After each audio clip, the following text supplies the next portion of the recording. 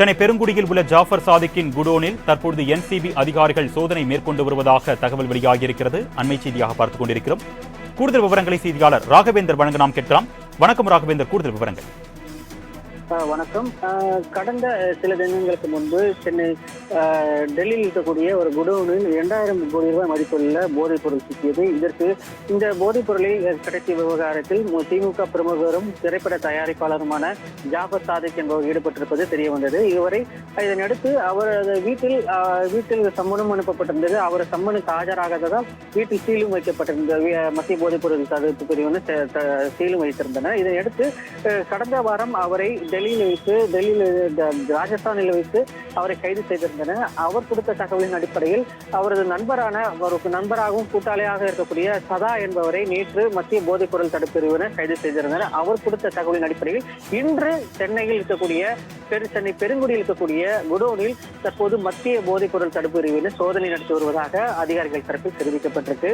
இந்த போதைப் பொருள், அதாவது இந்த போதைப் பொருள் தடுப்பு பிரிவு அதிகாரிகள் ஏற்கனவே அவரிடம் நடத்திய விசாரணையில் தான் இந்த குடோனில் இருந்துதான் பல்வேறு இடங்களுக்கு, பல்வேறு நாட்டிற்கு போதைப் பொருள் கடத்தியது தெரிய வந்திருக்கிறது.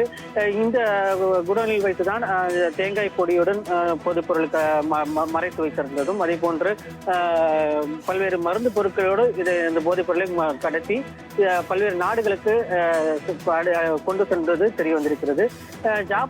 ஜாஃபர் சாதிக்கிடம் மட்டும் தற்போது 7 நாட்கள் ஏற்கனவே விசாரணை நடத்தி வந்த நிலையில் தற்போது அவரது கூட்டாளியாக இருக்கக்கூடிய சதாவிடம் விசாரணை நடத்தி வருகின்றனர். இந்த சதா தான் முக்கிய நபராக இருக்கிறார். அதாவது ஜாஃபர் சாதிக்கின் வலது கரகமாக இருந்து வருகிறார். அவரிடம் நடத்தப்பட்ட விசாரணையில் குடோனில் தற்போது சோதனை நடத்தப்பட்டு வருவதாகவும், இது வேற எங்கும் குடோன் இருக்கிறதா என்பது ஒரு கோணத்திலும் தற்போது மத்திய போதைப் பொருள் தடுப்பு பிரிவினர் விசாரணை நடத்தி வருகின்றனர். சென்னையில் மட்டும் இல்லாமல் திருச்சியிலும் இது போன்ற ஒரு குடோன் இருப்பதாக மத்திய போதைப் பொருள் தடுப்பு பிரிவினர் சந்தேகிக்கின்றனர். அவர்களும் அங்கேயும் சென்று சோதனை செய்வதற்குண்டான பணிகளில் ஈடுபட்டு வருவதாக மத்திய போதைப் பொருள் தடுப்பு அதிகாரிகள் தரப்பில் தெரிவிக்கப்பட்டிருக்கு. இந்த சோதனை மற்றும் பல்வேறு கோணங்களில் விசாரணை நடத்தப்பட்டு வருகிறது.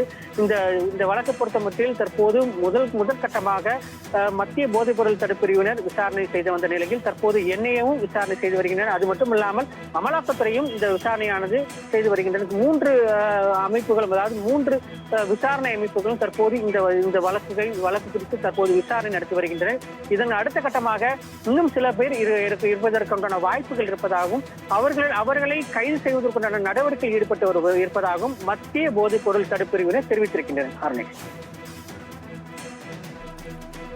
விவரங்களுக்கு நன்றி ராகவேந்தர்.